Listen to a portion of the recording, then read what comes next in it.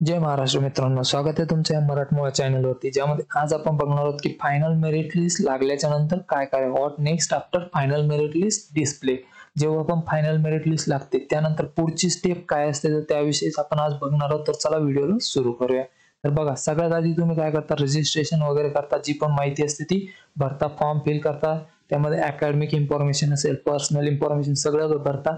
त्यानंतर जे FC verification पण करता तुम्ही.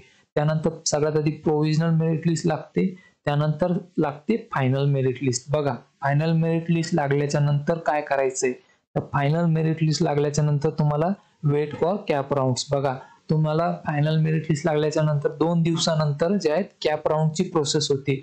आता 2 दिवसांनी तुम्हाला काय येईल, सीट मॅट्रिक्स जे असतं ते तुम्हाला दाखवलं जाईल. कोणत्या कॉलेजला किती सीट्स आहेत, कोणत्या कास्टसाठी किती सीट्स अवेलेबल आहे त्या कॉलेजला, ते तुम्हाला यामध्ये दाखवलं जातं सीट मॅट्रिक्स मध्ये. आणि त्यानंतर त्याच दिवशी संध्याकाळी तुमचं ऑप्शन फॉर्म चालू होता की तुम्हाला कोणकोणतं कॉलेज पाहिजे, त्यांची नावे तुम्ही तिथे टाकू शकता. तर फायनल मेरिट लिस्ट झाल्याच्या नंतर तुम्हाला 2 दिवस काहीच नाही करायचंय.